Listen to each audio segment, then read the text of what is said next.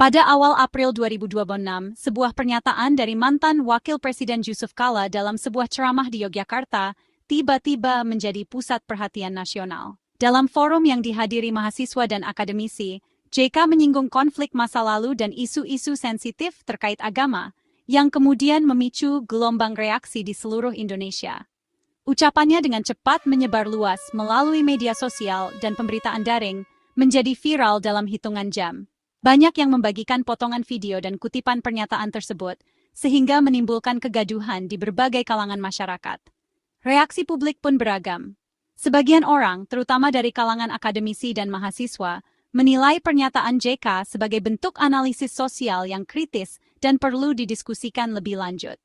Namun, di sisi lain, banyak pihak, khususnya komunitas Kristen, merasa tersinggung, bahkan menganggap pernyataan tersebut sebagai bentuk generalisasi yang menyudutkan dan menimbulkan rasa tidak nyaman di tengah masyarakat. Isu ini pun berkembang pesat, dari sekadar diskusi akademis, menjadi polemik besar tentang batas-batas toleransi, peran tokoh publik, dan tanggung jawab dalam menyampaikan pendapat di ruang publik. Gerakan Angkatan Muda Kristen Indonesia, atau GAMKI, merespons dengan tegas. Mereka menilai pernyataan JK sangat berbahaya karena bisa memperkuat stereotip negatif dan memperkeruh hubungan antar umat beragama. GAMKI tidak hanya menyampaikan kecaman melalui media dan pernyataan resmi, tetapi juga aktif menggalang dukungan dari berbagai organisasi masyarakat sipil dan tokoh lintas agama. Puncaknya, mereka melaporkan Yusuf Kala ke pihak kepolisian, sehingga perdebatan publik ini berubah menjadi kasus hukum yang menarik perhatian nasional dan internasional.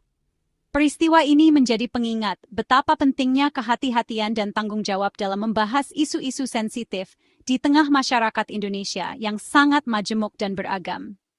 Kata-kata Yusuf Kala kini menjadi studi kasus penting di berbagai kampus dan forum diskusi, membahas bagaimana komunikasi publik, agama, dan hukum saling beririsan dalam kehidupan berbangsa dan bernegara di Indonesia. Ceramah JK di Masjid Kampus UGM membahas dinamika konflik dan perdamaian, merujuk pada pengalaman di Poso dan Ambon. Ia menyoroti bagaimana agama kerap dieksploitasi dalam konflik, mencoba menganalisis motivasi kedua pihak. Namun, pernyataannya soal konsep syahid dalam konflik Poso dan Ambon menjadi viral setelah dipotong dari konteks aslinya. Potongan video itu menyebar luas, memicu reaksi keras di media sosial. Konteks akademis ceramah hilang, digantikan kutipan provokatif yang menyinggung banyak pihak. Apa yang dimaksudkan sebagai analisis sosiologis diterima sebagai tuduhan terhadap ajaran Kristen. Perdebatan pun membara antara pembela konteks dan mereka yang merasa tersakiti. Kontroversi ini menyoroti betapa mudahnya makna terdistorsi di era digital. Kontroversi bermula dari kalimat JK yang menyamakan konsep syahid antara Islam dan Kristen dalam konflik. Pernyataan ini diucapkan dalam sebuah forum terbuka yang dihadiri banyak tokoh masyarakat dan langsung mendapat perhatian luas dari media. Dalam suasana yang sudah sensitif, kata-kata JK seolah menjadi percikan yang menyulut bara lama, terutama di tengah masyarakat yang masih menyimpan trauma konflik agama. Ia berkata, kedua-duanya Islam dan Kristen berpendapat mati atau menewaskan orang itu syahid. Ucapan ini disampaikan dengan nada yang tegas, seolah ingin menyoroti kesamaan pola pikir di kedua belah pihak saat konflik terjadi. Namun, banyak yang menilai pernyataan tersebut terlalu menyederhanakan realitas yang jauh lebih kompleks. Bagi komunitas Kristen, ini dianggap generalisasi keliru dan menyakitkan, seolah menuduh ajaran mereka membenarkan kekerasan. Banyak pemuka agama Kristen langsung angkat suara, menegaskan bahwa ajaran mereka justru menekankan kasih dan pengampunan, bukan kekerasan atau pembalasan. JK menambahkan saat konflik kedua pihak berkeyakinan begitu. Kalau saya bunuh orang Islam, saya syahid. Kalau saya mati pun saya syahid. Pernyataan lanjutan ini semakin memperkeruh suasana, karena dianggap mempertegas narasi bahwa kekerasan dibenarkan atas nama agama. Ucapan ini memperkuat persepsi bahwa JK menyetarakan motivasi spiritual kedua pihak dalam kekerasan. Banyak pihak menilai pernyataan seperti ini berpotensi memperdalam luka lama dan memperbesar jurang perbedaan antarumat beragama. Potongan video itu viral, memperkeruh suasana dan memicu debat panas di ruang digital. Netizen dari berbagai latar belakang agama saling beradu argumen, memperdebatkan makna dan dampak ucapan JK. Tagar terkait pernyataan ini pun sempat menjadi trending topik nasional. Reaksi keras muncul, bukan hanya dari netizen, tapi juga organisasi formal. Beberapa kelompok masyarakat menggelar aksi protes, menuntut klarifikasi dan permintaan maaf dari JK atas pernyataannya. Di Indonesia, ucapan tokoh publik soal agama punya dampak besar. Setiap kata yang keluar dari mulut pejabat bisa mempengaruhi opini publik dan bahkan memicu aksi nyata di lapangan. Pernyataan JK dianggap melukai dan memicu gerakan protes terorganisir. Beberapa organisasi lintas agama pun turun tangan, berupaya meredam ketegangan dan mengajak dialog terbuka. Kontroversi ini pun berlanjut ke ranah hukum. Laporan resmi dilayangkan ke pihak berwajib, menandai babak baru dalam polemik yang belum menunjukkan tanda-tanda mereda. Gerakan Angkatan Muda Kristen Indonesia, atau GAMKI, langsung mengambil sikap tegas dan menjadi garda terdepan dalam merespons pernyataan kontroversial yang dilontarkan oleh Yusuf Kalla. Organisasi kepemudaan Kristen ini tidak hanya menyampaikan reaksi di internal, tetapi juga secara terbuka di hadapan publik dan media nasional. Mereka menilai ucapan JK bukan sekadar kekeliruan biasa, melainkan dianggap sebagai serangan langsung terhadap inti ajaran dan identitas umat Kristen di Indonesia. GAMKI menegaskan bahwa pernyataan tersebut berpotensi menimbulkan kesalahpahaman luas di masyarakat, bahkan bisa memicu ketegangan antarumat beragama. Ketua Umum GAMKI, Sahat Martin Philip Sinurat, secara terbuka menegaskan bahwa konsep syahid melalui kekerasan sama sekali bertentangan dengan teologi Kristen. Ia menekankan bahwa ajaran Kristen justru mengedepankan kasih, pengampunan, dan penghormatan terhadap kehidupan manusia. GAMKI menolak keras segala tuduhan atau narasi yang menyebutkan bahwa umat Kristen termotivasi untuk membunuh demi meraih status syahid. Mereka menilai tuduhan tersebut sangat menyesatkan dan berbahaya bagi kerukunan bangsa. Tidak hanya berhenti pada kecaman, GAMKI mengambil langkah nyata dengan melaporkan Yusuf Kalla ke Polda Metro Jaya atas dugaan penistaan agama. Langkah ini diambil sebagai bentuk perlindungan terhadap martabat umat Kristen dan demi menegakkan keadilan. Laporan tersebut mendapat dukungan penuh dari 19 lembaga Kristen lainnya, yang bersama-sama menandatangani dokumen pelaporan. Ini menandai eskalasi serius dari polemik di ruang publik menuju proses hukum yang resmi. GAMKI menilai bahwa permintaan maaf saja tidak cukup untuk menyelesaikan masalah ini. Mereka menuntut agar kasus ini diproses secara hukum agar ada efek jera dan keadilan ditegakkan.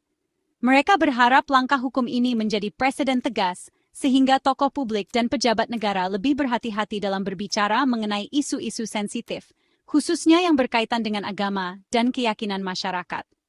Dengan membawa kasus ini ke ranah hukum, GAMKI ingin menegaskan kebenaran ajaran Kristen di ruang publik, sekaligus memperjuangkan hak setiap umat beragama untuk dihormati dan dilindungi dari tuduhan yang tidak berdasar.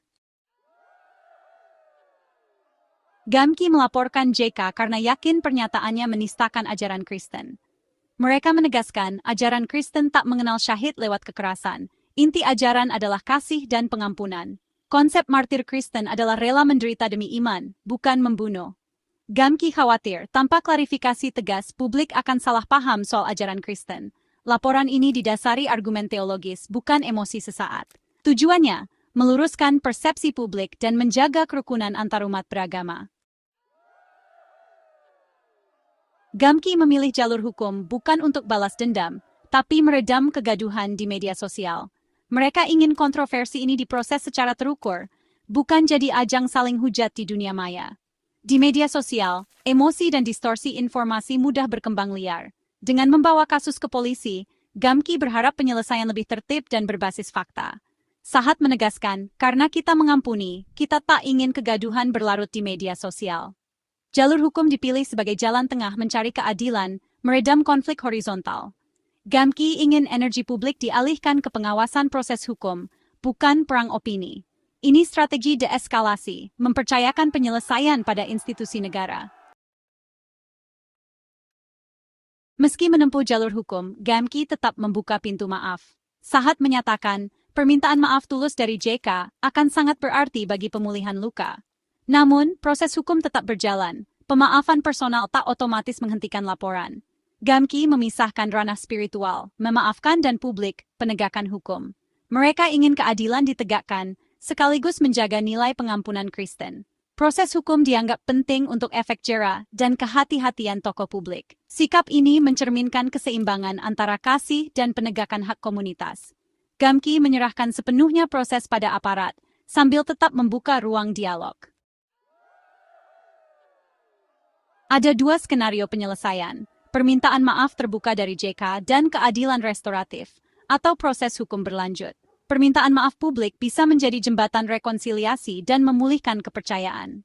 Polisi dapat memfasilitasi mediasi antara Gamki dan JK, menghasilkan kesepakatan damai. Jika tak ada titik temu atau ditemukan unsur pidana, kasus bisa berlanjut ke pengadilan.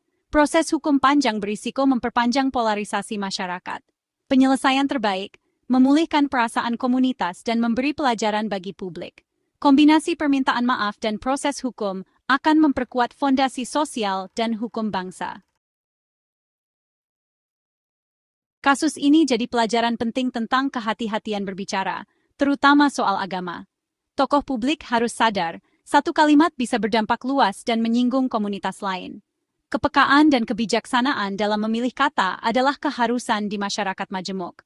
Menghormati keyakinan lain bukan sekadar tidak mengganggu, tapi juga tidak salah merepresentasikan. Dialog antariman penting untuk membangun pengertian dan mencegah kesalahpahaman. Jalur hukum seharusnya jadi sarana mencari keadilan, bukan alat balas dendam. Semoga kontroversi ini menumbuhkan kearifan, bukan hanya luka. Menjaga harmoni dan merawat kebangsaan adalah tanggung jawab bersama, dalam setiap kata dan tindakan.